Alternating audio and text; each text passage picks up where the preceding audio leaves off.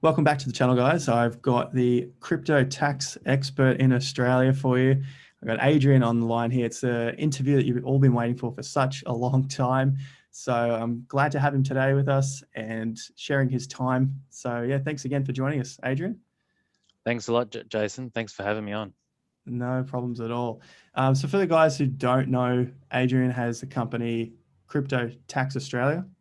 I always get those all the wording mixed Yeah, around. yeah, Yeah, yeah, that's a right. bit dyslexic like that. Okay, Crypto Tax Australia, and based in Melbourne. So if you want to know about taxes and how it all works, Adrian's one of the go-to guys in the space. Yeah, tell us a little bit about like how long it's been around and what got you into this, and then we'll jump into Yep, the questions for the guys. yep. So I guess probably the question that people ask the most is, when did you get into crypto? And probably the first time I heard about Bitcoin was back in 2013, uh, when a friend told me that Bitcoin had got to $1,000, and I said, "Oh, I'm not going to buy some, fake $1,000 coin." And obviously, fast forward a few years later, back in early 17, then I started hearing about it again and got sort of involved again. As sort of time went on, I realized there wasn't any accountants really that were dealing with the tax situations in Australia specifically. So in September, I started out small. September 17 started out small, uh, um, helping people with their tax returns and their calculations and some advice. Back then, there probably wasn't much guidance in terms of how everything was treated. I know the ATO, a little bit selfishly, put out some guidance on the 29th of June, basically the day before the end of the financial year. So people basically had 24 hours to get their stuff together, do any sort of planning that they could beforehand. And so now I've been doing this basically for what is it, 3 years now. And our firm specifically focuses on cryptocurrency investors, traders, businesses, people that do mining. Probably I'd say 95% of our clients are in crypto. So it's basically our core businesses and something that we do all day, every day. We're also investors, of course. I'm a big believer that you need to use the product to know what you're talking about. It's not just the theory. So a lot of the time we would advise clients, not in a financial um, advice sense, but in terms of a tax and how it would all work, how some of these different protocols work for DeFi, the exchanges. I mean, the space has changed so quickly, especially in the last year in the DeFi space, and there's so many things that are going on and new projects coming out and different, I guess, models of DeFi for the same sort of outcome sometimes. So it's always interesting, and there's never a dull moment in crypto. So Not at it's all. I know, yeah, Yeah. yeah. So it's been a great journey, I think, and especially coming from 17, 18 when we had a bit of a the last small bull market, if you can call it that now. And then we went through the crypto winter, and now obviously dividends have been paying off for those people that stuck around, which is good. Mm. Yeah, and got Mm, in early again through correct. early 2019 and Yeah. rode out the first pump, and then Hmm. the false leg up, and then we went. So being that it's your business day in day out that you're in crypto space, that's one thing that I've heard from other people looking to do their taxes. You know what you well, we hope you know what you're doing. Obviously, that's why you're in the space, crypto tax. That's going to save. I assume that saves people time, that you've got systems already set up. Whereas Hmm. I don't know, I'm throwing a number out there. 98, 99% of accountants have no idea about cryptocurrency. And so Yeah. essentially, if you're to use them, then you're paying them to learn on the job. And it's kind of an expensive Correct. exercise to pay someone 100, 200, whatever it is Correct. per hour to learn. Yeah. So that's one benefit to use a specialized crypto tax expert. Um, Yeah. Yeah. We speak the same language as our clients. So If you did go to another accountant, you would have to teach them to say, oh, what's a wallet? What's an exchange? Then you start talking about yield farming on DeFi and all this sort of stuff, and their head would explode. They wouldn't know how to use a block explorer, that type of thing. So, yeah. Especially with the staking coming out, and then you're getting Mhm. all these little bits of income as well. So Correct. you probably heard all the regular questions that people ask. You said you're on just before we got on the line today, you had like 5 back-to-back calls with clients. I had a post up on my community page on YouTube. There's like 100 questions or 100 comments on there. A lot of them are very similar.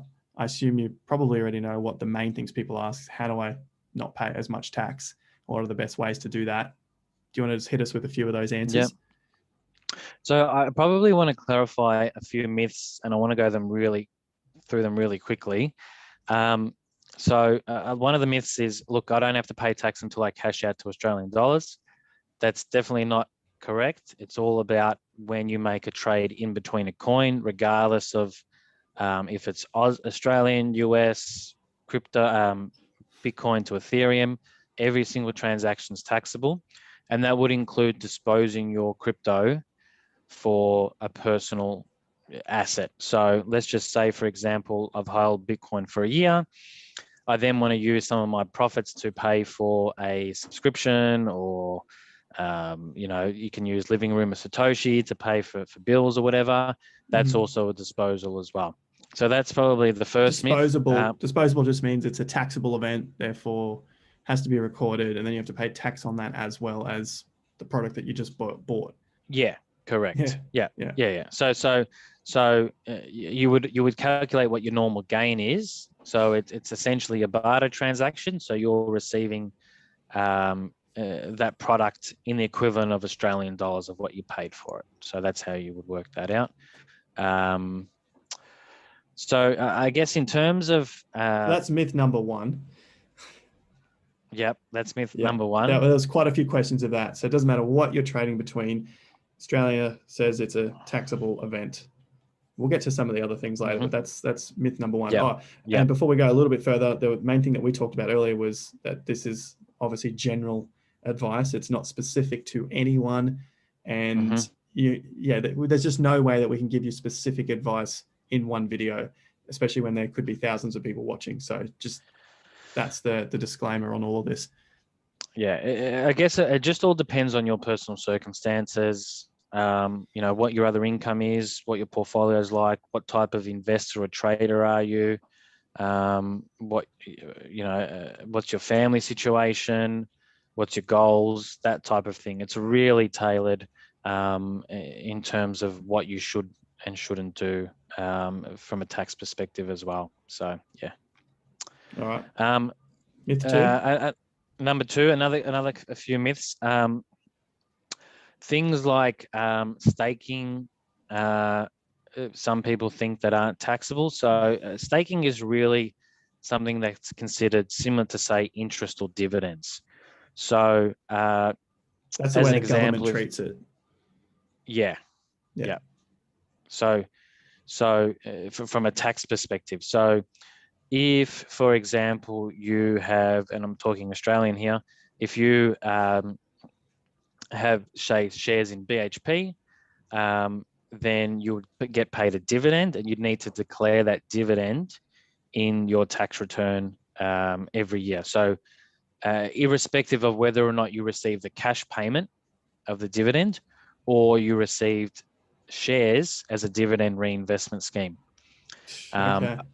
So a lot of staking now, you would get paid in the same coin for locking your coin up. So, if you're staking Cardano, there's obviously hundreds of different staking coins. Cardano is fine for an example, yeah. You'd get paid in Cardano, and you would need to declare that as income, and then that would usually, form part of your pool if you've got like a reinvestment in the pool, or depends if it's going to the same wallet or a different wallet. You'd need to declare that as income, and then moving forward, that Cardano's cost would be the market value of what you received it for.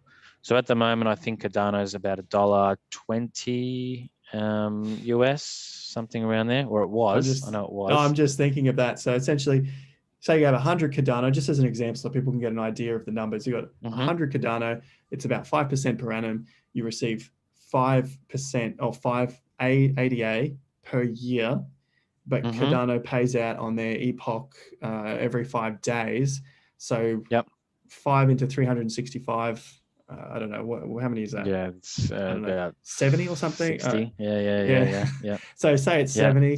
Divide the 5 by 70. Yeah, you end up with like call it 0.2 of a Cardano. I don't know. 0.0, something stupid. So 0.1.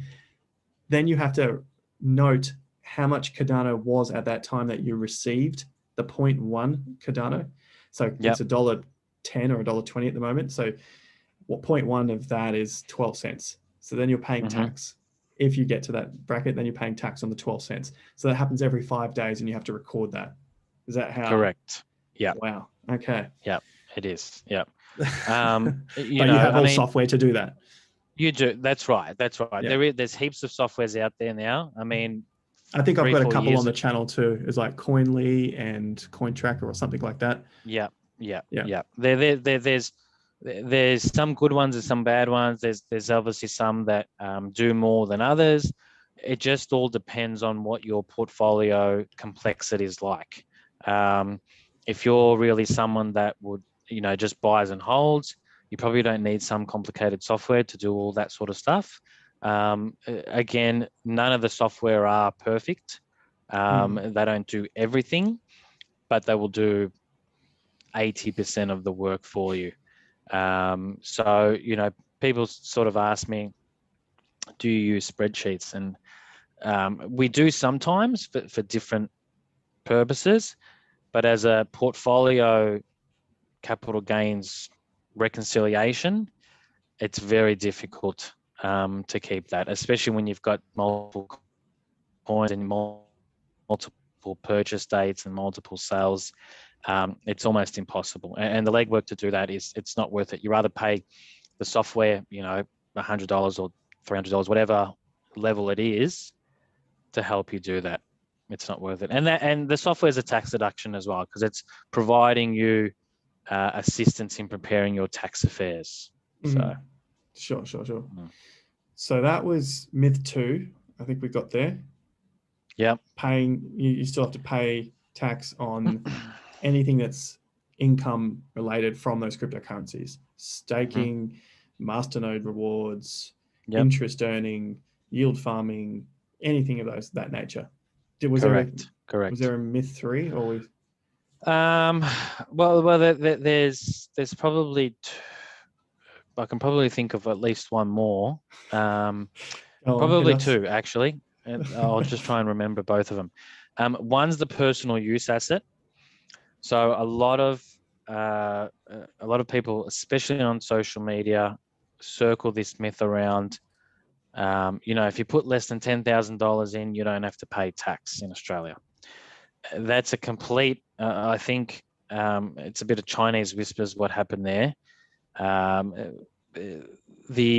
specific rule basically states that, in plain English, states that if you are buying a personal asset worth less than $10,000, on the intention that you've bought the crypto to purchase that asset, then it'll be tax-free.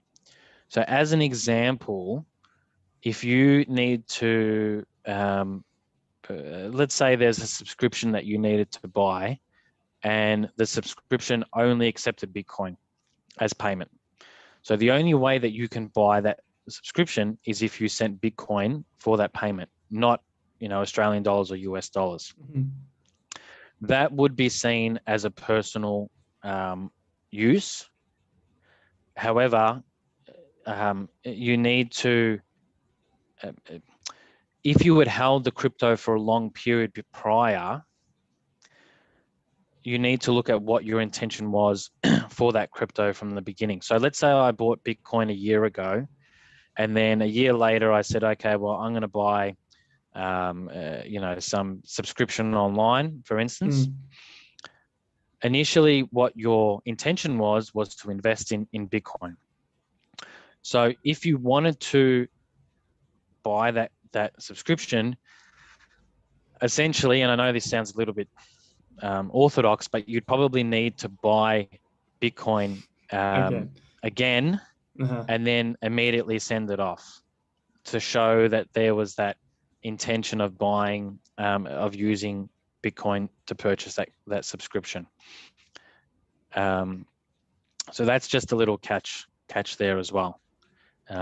So usually it's not going to apply for most circumstances.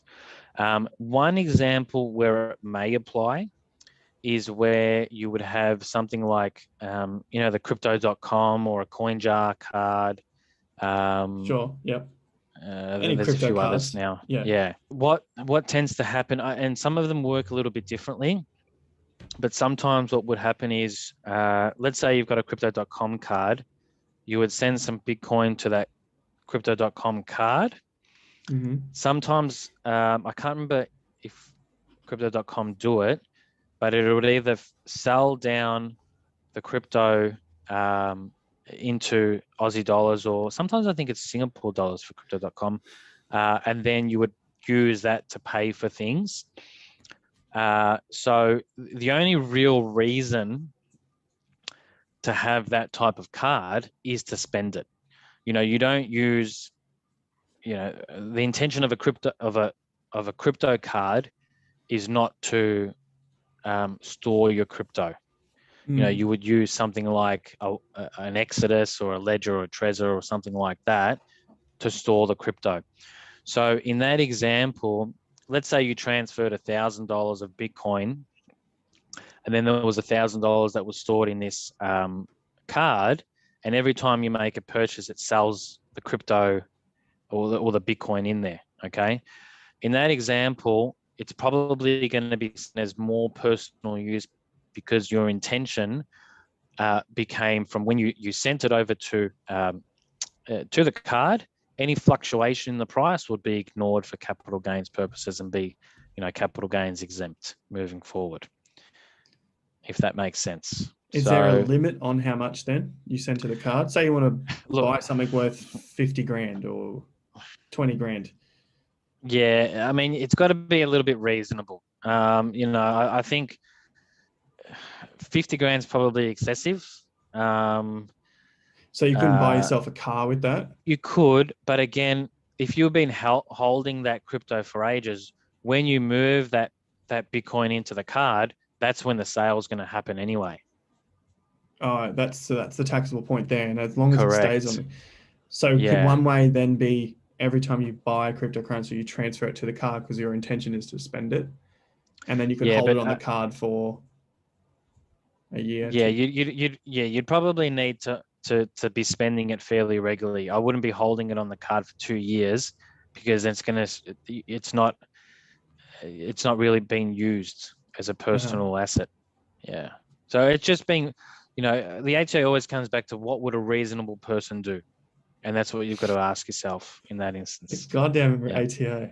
Reasonable. And they'll make it up whatever reasonable is at the time. Correct. Yeah, okay. They get the grey book and we get the black and white one. I see how it works. Yeah. Okay, so then we got to myth number 3. Is there a fourth one? Myth number 4, yeah, probably. One question I get asked a lot is, if I gift crypto to someone, can I avoid paying tax? In Australia, no. That is really considered basically an arm's length transaction. So, Jason, if I was to gift you 1 Bitcoin, then essentially I would be, and you didn't pay me any money for it, irrespective of if you paid me $1 or if you paid me $100,000 for it, that would still be seen as selling it at a market value. So it's 70 grand and you gave me 1 Bitcoin at the current price of 70 odd grand. Yeah. Then you would have to pay tax on that, not me. Correct. Yes. Yeah. All right. So you've given See, it away, and then you're like, where am I going to get this money from? that's right. Yes.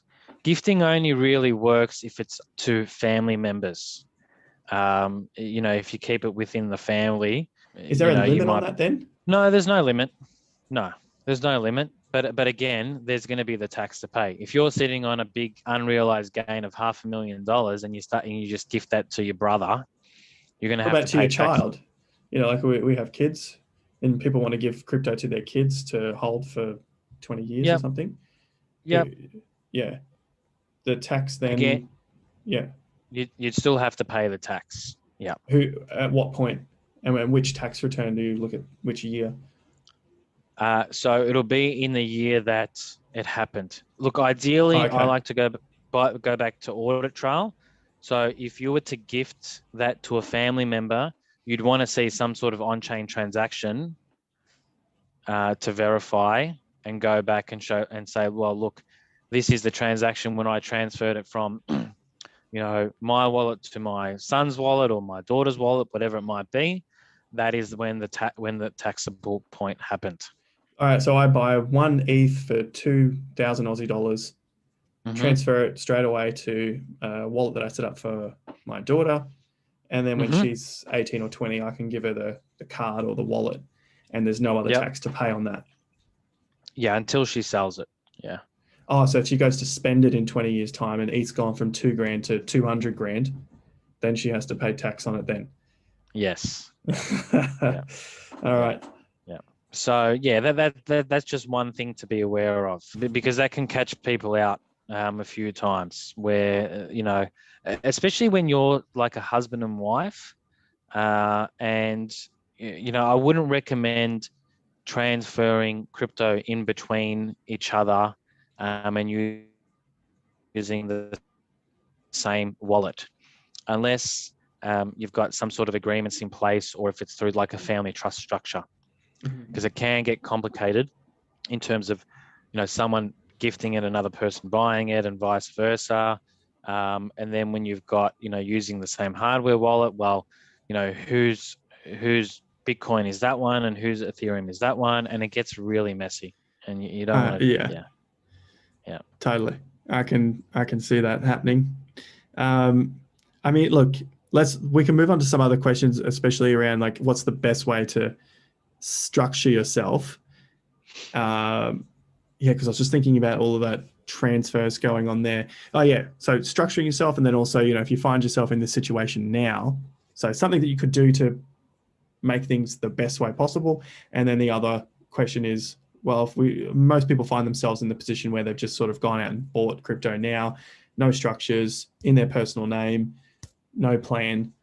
What can you do at that point? So the best case scenario and the current case scenario, starting So with the best. yeah, okay. I mean, look, ideally, it's going to come back to what your personal circumstances are. Sure. All It's general. always, yeah. So it's always best to plan first. And again, it's all in hindsight, right? I mean, a lot of people didn't think the run that we're on was going to go as crazy as it is. I mean, I personally didn't. Some people probably did. And if everyone knew, they probably would have set up all these structures and bet the house on buying Bitcoin and all these other alts. But it all depends on what your outlook is going to be over the coming years. Are you going to sell out within a few months, or are you going to continue to invest in crypto for the next 2, 3, 4, 5 years, and beyond? So having some sort of structures in place, depending on your circumstance. So a typical situation might be like a husband and wife. And if they're long-term investors, something like a trust structure would probably be more suited for them, because you get the advantage of having a 50% discount on capital gain on assets held for longer than 12 months. And you also get the discretion of where you would like the income to be distributed to. So if, for instance, the wife's earning $100,000 and say that the dad's at home looking after the children, or vice versa, It's very when 21st you century of you. Yeah, I know. I wanted to use that example instead of the normal scenario. Usually because the Um, dad's at home screwing around on the internet trying to make money that's off right. crypto. Yeah, That okay. yeah, that's exactly right. Yep. Yeah. Yeah. The Well, wife's now like, they where'd all are. my money Now go? they are. Yeah. Now they are. Um, it's usually the husband that says, just give me your photo, honey, and take a photo, and I'll just sign up an account in your name. When I have one-on-ones with people, I always ask.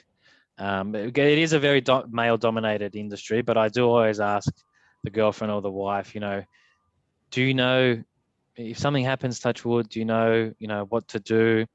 Do you know where the codes are, and all that type of stuff? Because it's Definitely. something that's going to be very important. It's things that I've touched on in the past about estate planning, Mm. where if something happens, the value of some clients' assets are very high now, and in 5 years' time, who knows where they could be.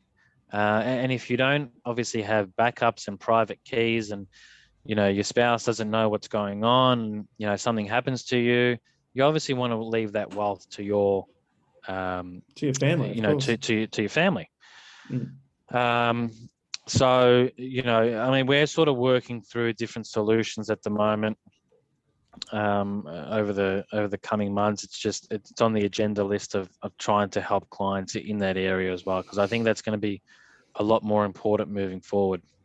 Yeah, I've also started thinking about that and just like, what's the cheapest way for me to bring money back in, but then even get it into my super fund, because that's a big one that I go on about a lot.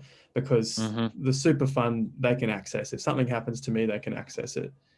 Yep. That's the way I've looked at that, as Yep. sort of like wealth planning or estate planning. So, Hmm. um, yeah, sorry, you were saying there, but we were in the middle of best case scenario, setting up the structure, or at least that was a Yeah, yeah. possible So, so, solution for the so, best yeah. case. So I went on a tangent. So, if in that example where the wife's earning 100,000, the dad's not, let's say you make a big gain in 1 year.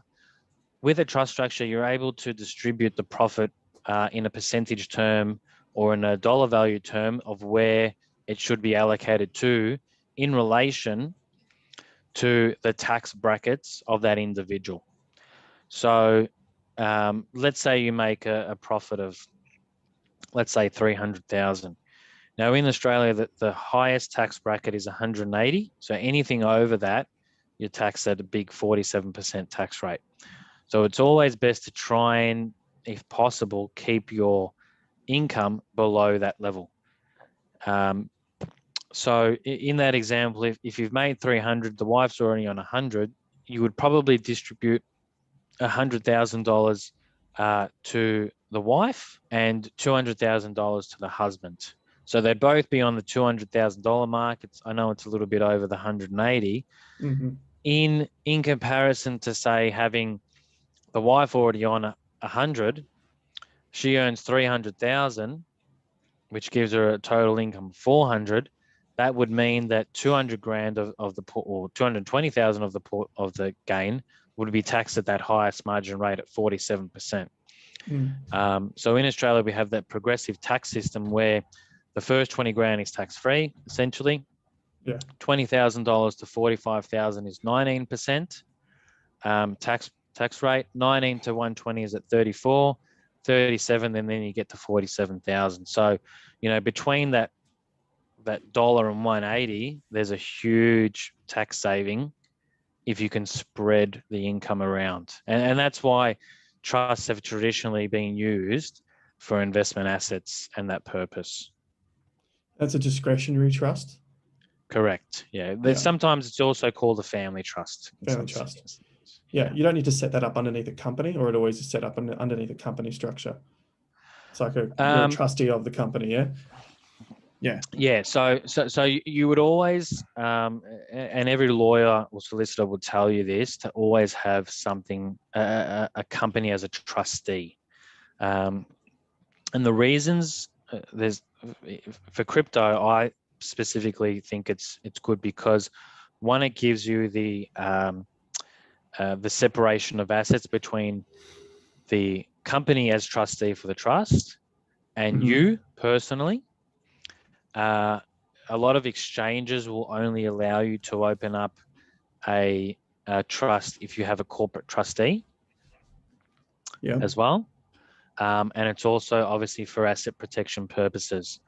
So if you're, a doctor, an accountant, a lawyer, or somewhere, a builder that has, a high chance of getting sued, if you are the personal individual trustee, then if you get sued, your assets are exposed in that trust.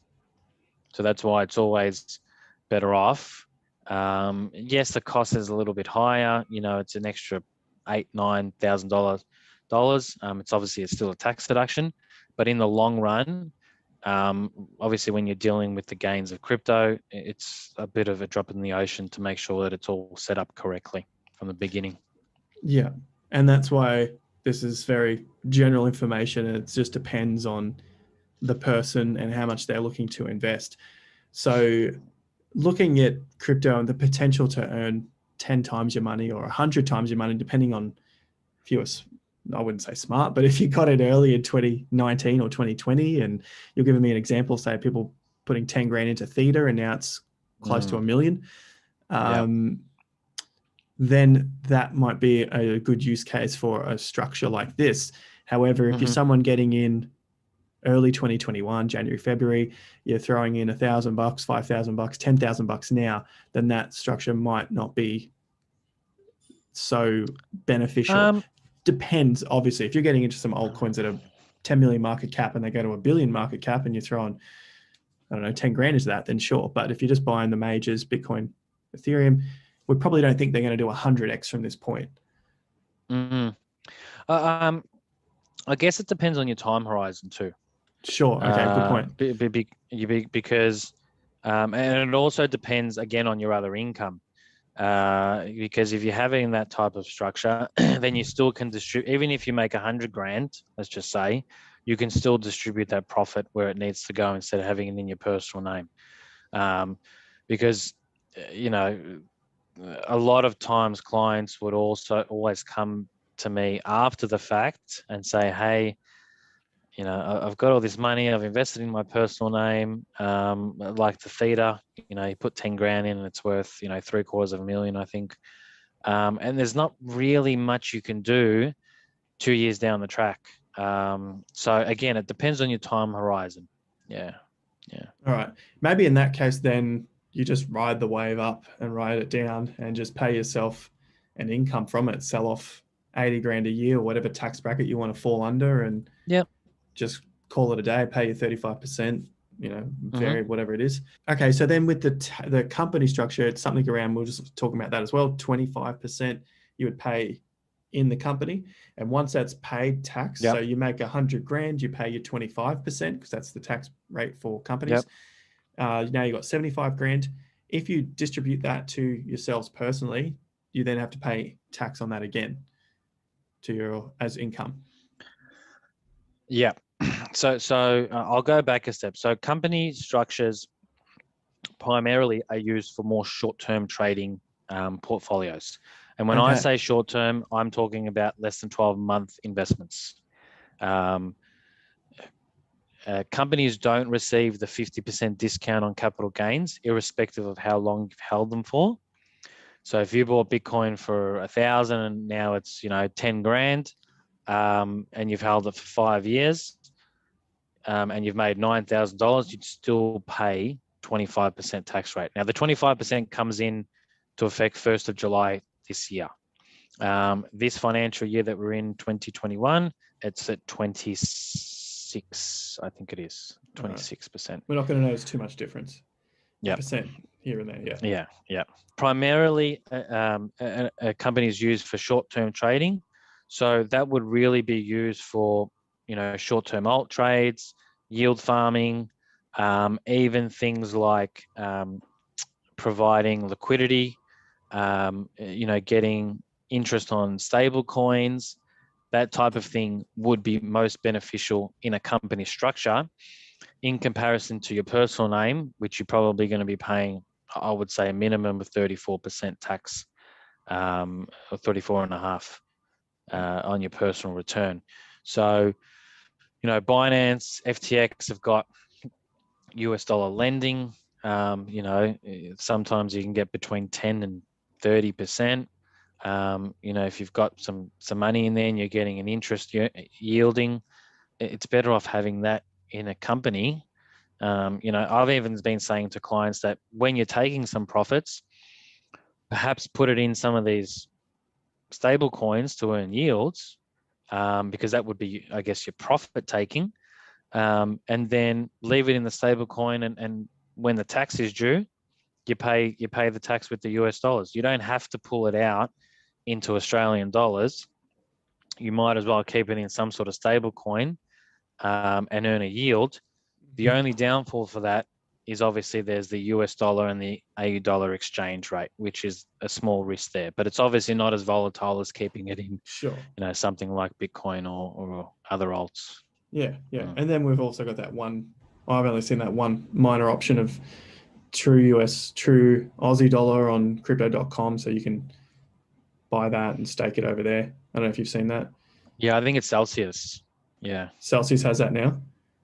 Yeah. Yeah. Crypto.com had it as well. I don't know if they still do. Okay. Yeah. But anyway, that's one option. Okay, so I think we kind of answered both of those. That was like the best way to structure yourself. If you had your time again, or if you're just starting out, depending on what your horizon is. And then we talked a little bit about like sort of worst case scenario. If you're already in this position, what you could do. Do you want to just summarize those, and then we'll just quickly do a few questions?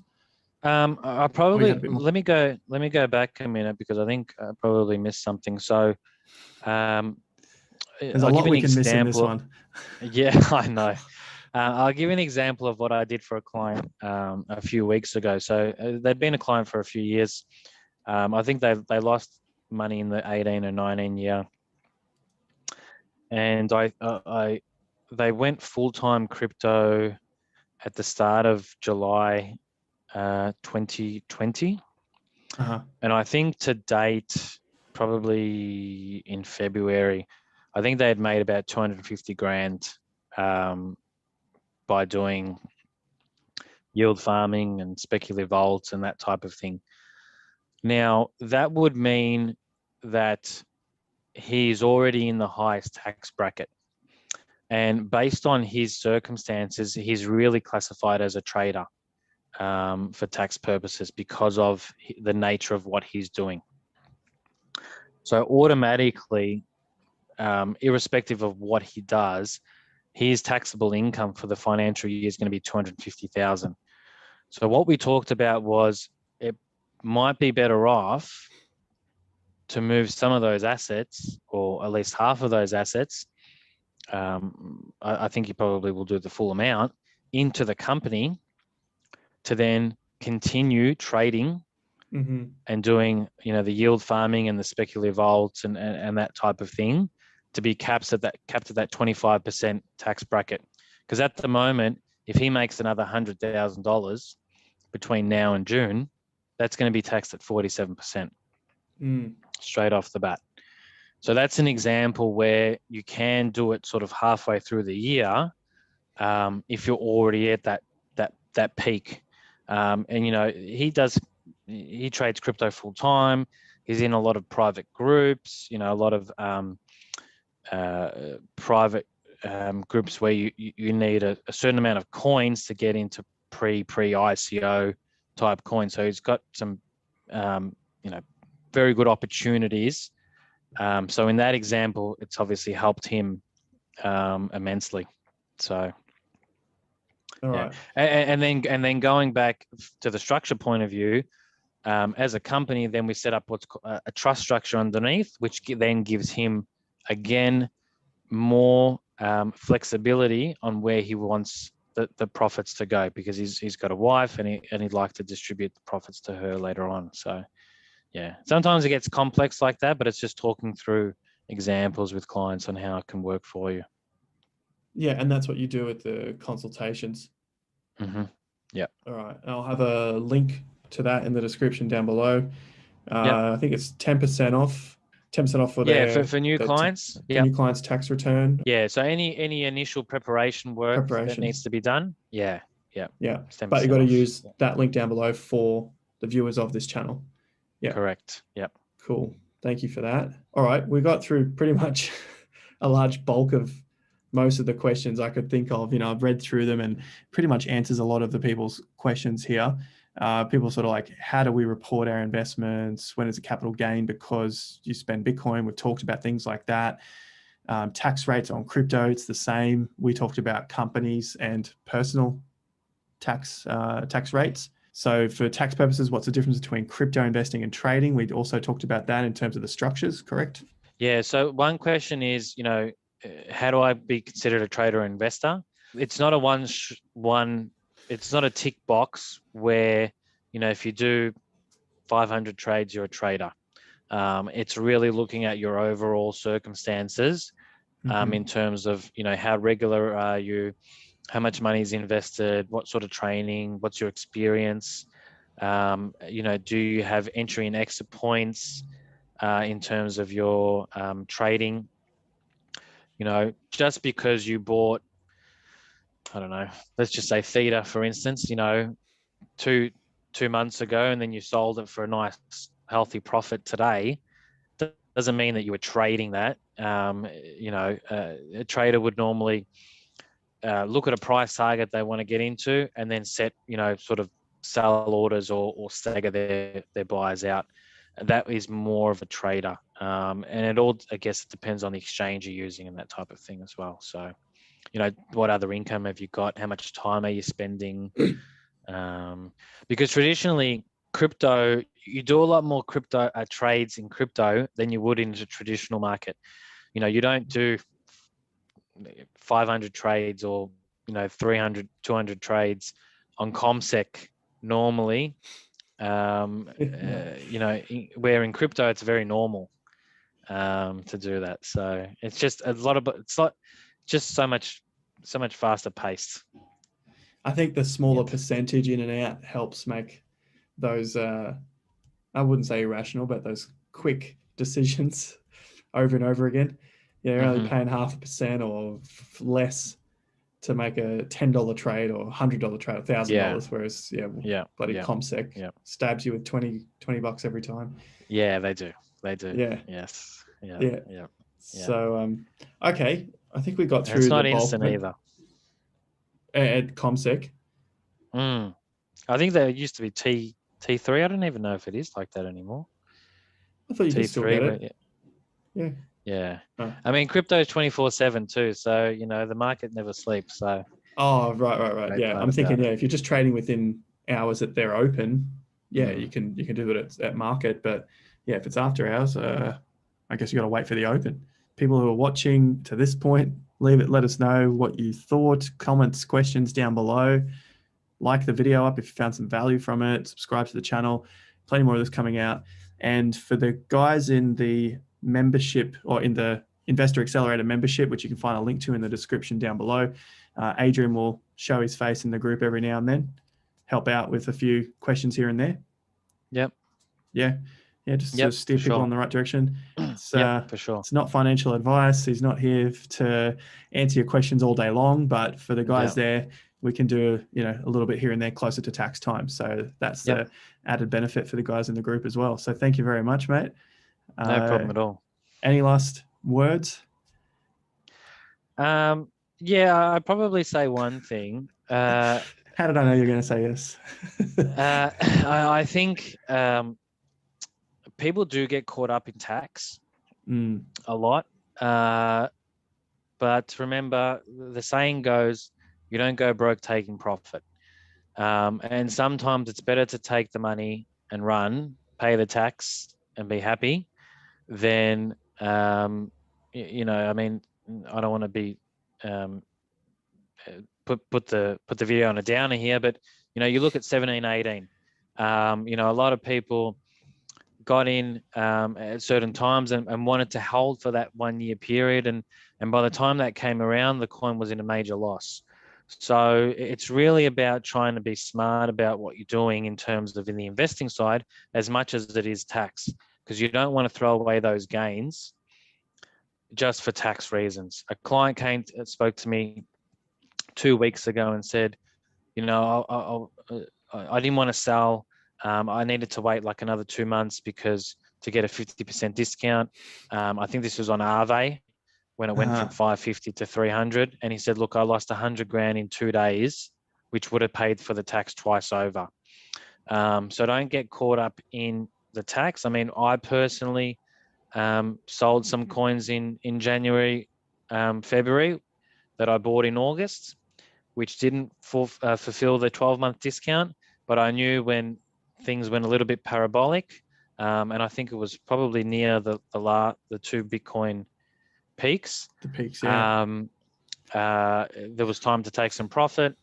You know, I put some back into the market on the dip, and then kept the rest, you know, in a stable coin and earning interest. So I think don't get caught up with, you know, how much tax you're going to pay.